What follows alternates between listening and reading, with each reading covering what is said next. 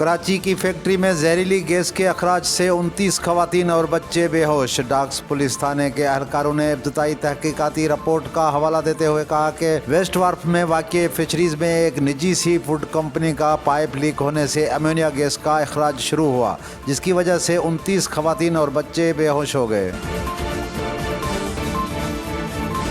اسلام آباد ایئرپورٹ پر بیوٹی کریم میں چھپائی گئی ہیروئن برآمد۔ ایئرپورٹ پر مسافر کے سامان میں موجود بیوٹی کریم میں چھپائی گئی 300 گرام ہیروئن برآمد کر لی گئی۔ اینٹی نارکوٹکس فورس کے ترجمان نے بتایا کہ پرواز نمبر QR615 کے ذریعے جدہ کے لیے روانہ ہونے والے اپردیر کے رہائشی کے سامان سے ہیروئن برآمد کر لی گئی ہے۔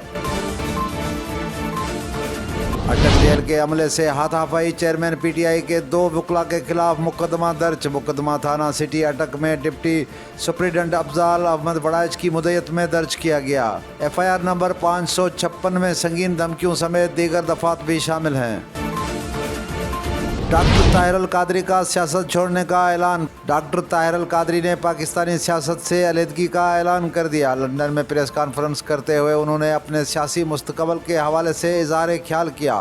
انہوں نے سیاست سے علیحدگی کا اعلان کرتے ہوئے کہا کہ میں نے اپنا فریضہ پورا کر دیا، اب میں مطمئن ہوں۔ یہ بھی ہو سکتا ہے کہ نگراں وزیر اعظم کا نام لسٹ میں ہی نہ ہو۔ وزیر دفاع خواجہ آصف نے کہا ہے کہ نگراں وزیر اعظم کے لیے بہت سارے نام آ رہے ہیں۔ نگراں وزیر اعظم ایسا بھی ہو سکتا ہے جس کا نام لسٹ میں بھی نہ ہو۔ انہوں نے کہا کہ بہت سے لوگ نگراں وزیر اعظم بننے کے خواہش مند ہیں۔ لوگوں کی رالیں ٹپک رہی ہیں۔ میرا اندازہ ہے کہ لوگوں کا خیال ہے نگراں حکومت لمبی چلے گی، اس لیے لوگ اس میں زیادہ دلچسپی رکھتے ہیں۔